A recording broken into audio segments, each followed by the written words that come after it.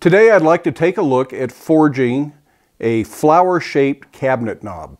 While a cabinet pull of this type is a seemingly simple and relatively straightforward project, there are things that can go wrong. And this particular example is no exception to that. So let's head over to the forge and see how I got to this point and see why this one is really a test piece and isn't going to be used for anything. And you might be able to learn something from what I did wrong and apply it to your work so that you don't make the same mistakes I did today. So put on your safety glasses and let's go make something. I have a short bit of 1-inch round bar in the forge heating up. This is just something out of the cut-off pile, nothing particularly important about it. Now let's go to the guillotine tool. I'm just going to take about a 1/2-inch bite here. I want to reduce this to a 1/2-inch round shank.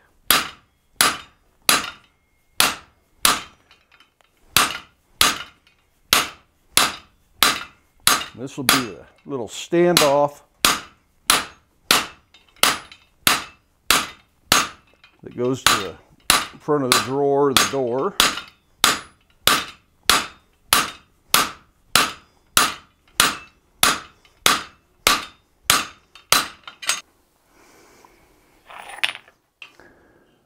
So there you can see what we're after. That can probably be reduced down just a little bit more. I'm certainly using a little bit more material for the shank of this knob than I need, but it's easier to start with too much and trim it than it is to try and pull off just enough to make that little bit of a standoff. You'll end up with a big cold shut on the end of the bar, and I'd rather pull off too much, get the tenon shaped right, and then go ahead and cut it off later.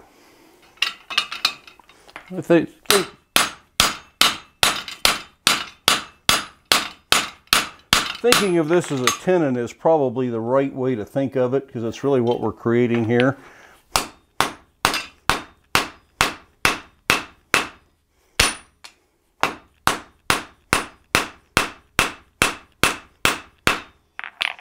Now we want to go ahead and make that into as close to a round tenon as we can.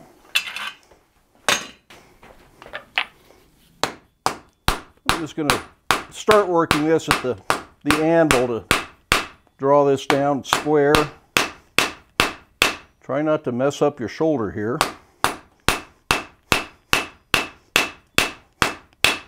But we're going to get a chance to fix it later. But the more material I can move this way, the less I have to move under the guillotine tool, which is what I'll go back to here in just a second. As this cools off, you stand a real risk of creating a stress crack right at this point. So don't let it get too cold, get it back in the fire.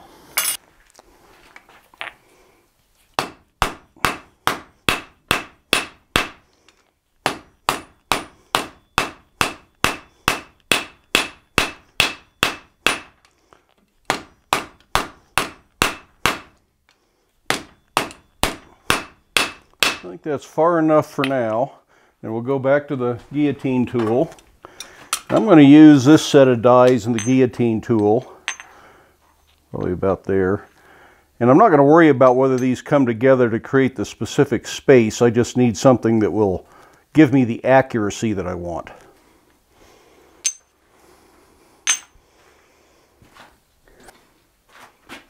Remember, if you're enjoying the video, give it a thumbs up and make sure you hit that subscribe button so that you don't miss anything that comes up in the future. Let's get back to the project.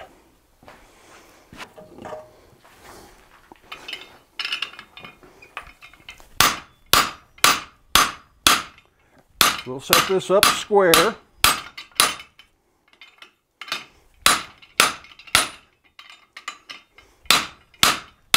In fact, I think I might go ahead and cut this off at this point. I only want this to be about 3/4 of an inch when it's done. So if I cut it off at 3/4 of an inch now, it'll be just fine. That's about a 1/2-inch square.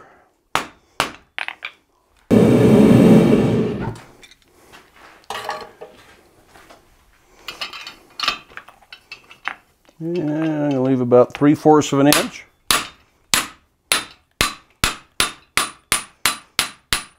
Cut that off gently so it just falls to the floor. This is really all we need. That'll be plenty. Once I round that up, it's going to get a little bit longer again.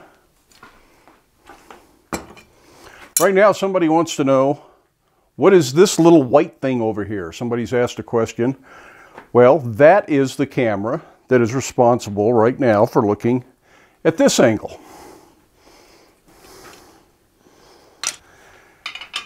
And that little camera is a Sony Action Cam model FDR X3000. And I will do a little bit better review of it very shortly.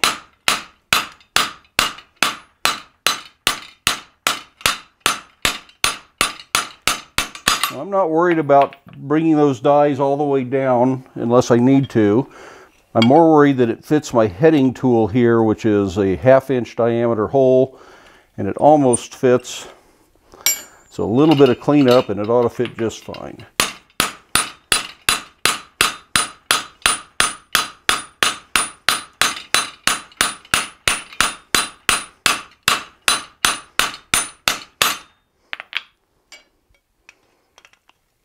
Yep, that fits just fine now.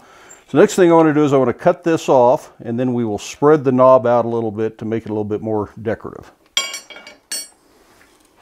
I'm hoping this little camera helps us get smoother cuts between close-ups and distance shots while we're working in the shop, and it also fits behind the power hammer or the press, and it controls with my smartphone if I want to see what the camera's looking at. But enough about that. Let's get back to work. I'm going to cut off about 3/4 of an inch here, I think, to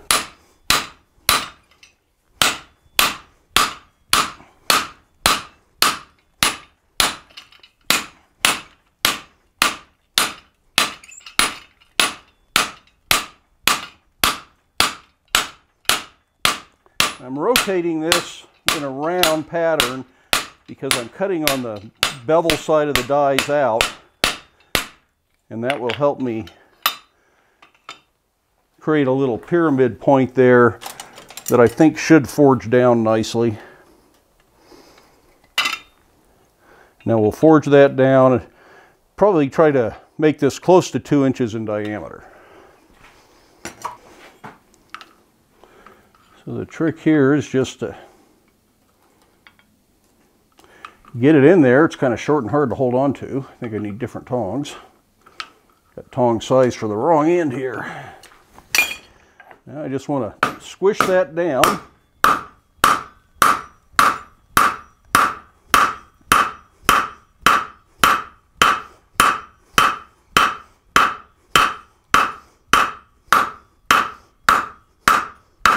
By watching the perimeter of your header, you can kind of tell if you're staying symmetrical, if your header is drilled symmetrically.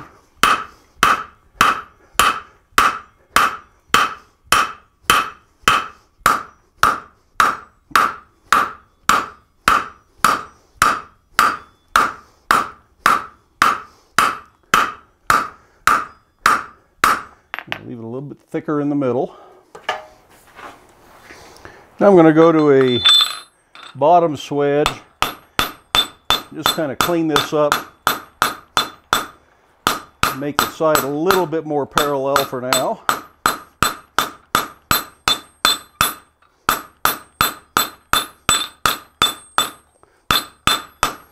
This of course makes it kind of cup in around here, and that I don't want. So we'll go back to the heading tool and flatten that out, a little back and forth.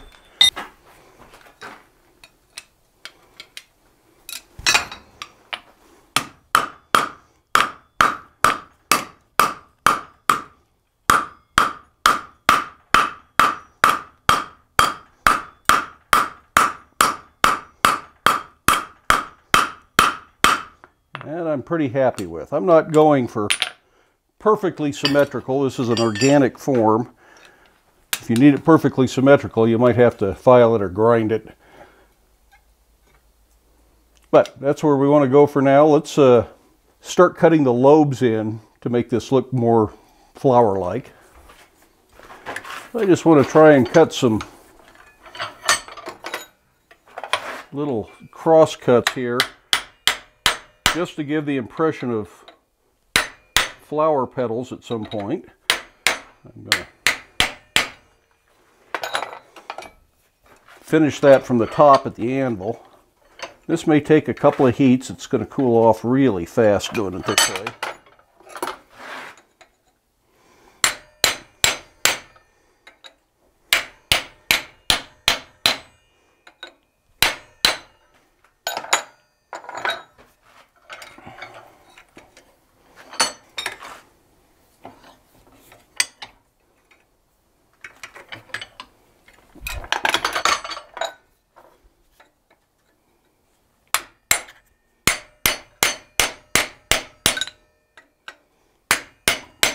And I cross these towards the front a little bit so they'll be easier to find to finish them from the front.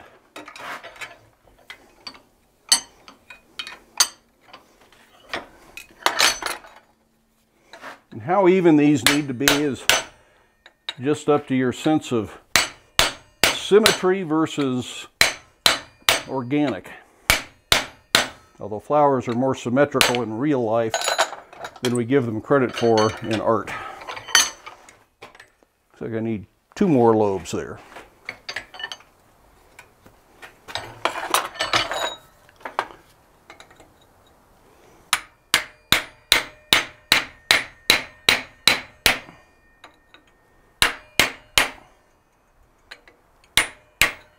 I think 1 more and we've got it.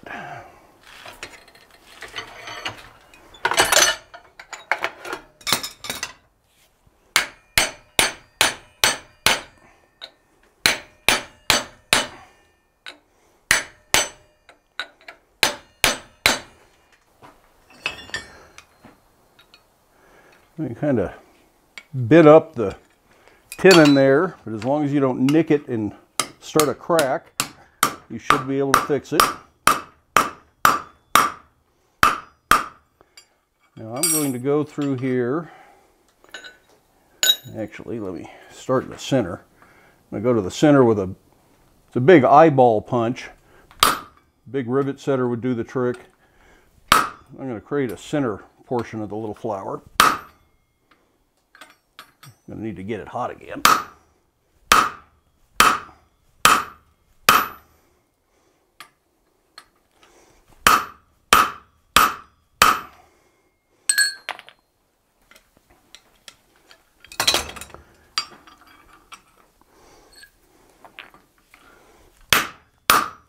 think I might take a different approach if I were to do this again. And we might just do this again, just so we can explore that different approach. I want to cut into that space I just created at each of the lobes. And already you can see this is getting somewhat flower-like.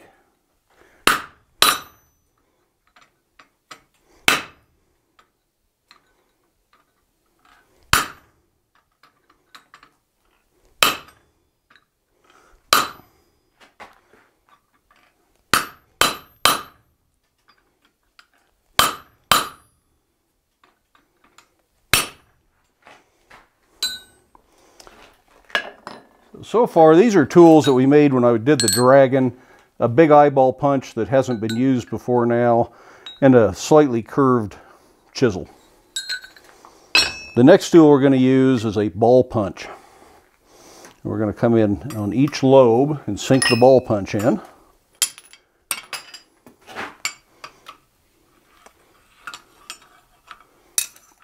Between the petals being a little off-center and some scarring from having been in the vise, this is really just a test piece, and I'm finishing it for the sake of the video. If I were doing these for a project, this one probably would not get used because it is just rough enough. But I guess it depends on what the project is. I'd be perfectly happy to put this on a drawer in the shop. where I'm the only one that would ever see it.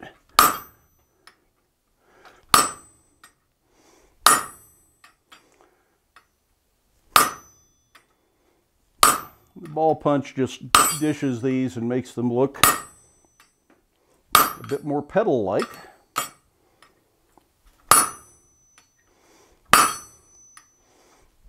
That needs to be hotter. I think we can get those a little deeper. But you can see where this is, the stem is really kind of mangled up. So I don't think this is going to get turned into an actual cabinet pull. Certainly not going to go to any customers.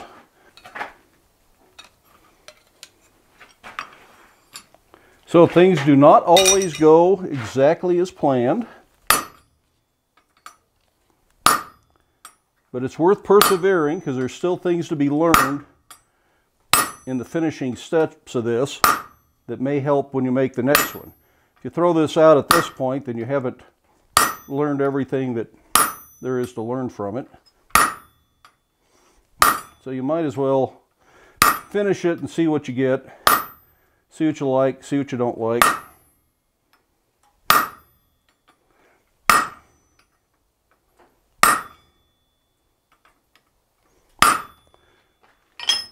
And in the very center, I'm just going to add a bunch of center punch marks to make it look like a seed head.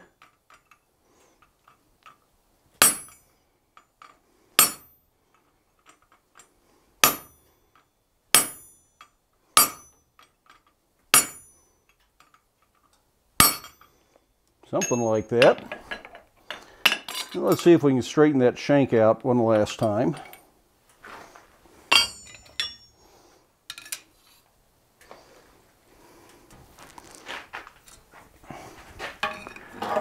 Straightening stuff like this is always a pain. I'm going to use a taller header that's going to kind of force it to go through straighter. And a rawhide mallet so I don't mess up my flour. And hope that of course I don't have to worry about it being over the Pritchel hole with this.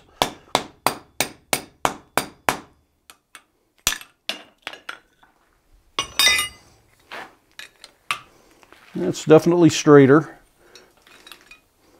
And I think that's where I'm going to call that one quits. Well, not everything is a complete success, and you shouldn't really expect it to be. You're going to have things that don't go right, but that's why you do test pieces and why you experiment and you practice and you learn. And I've learned some things from this, and hopefully watching me get things not quite right allowed you to learn some things from this as well. It could be used if you just needed a one-off. I might actually draw the tenon out and make a spike out of it and just drive it into my post where I've got the journey nails. It'll look perfectly fine there. It doesn't matter if it's symmetrical at that point. But I have some ideas already on how I might approach this differently, and I think this would make a wonderful top for a hook. So I think maybe the next time we do this, we're actually going to make it into a hook, and I have several ideas on how that might work out, and we're going to experiment with that and see what we come up with. So I hope you enjoyed that. Hope you have time in your day to get out to your shop, but do stay safe, do wear your safety glasses. We'll see you for the next one.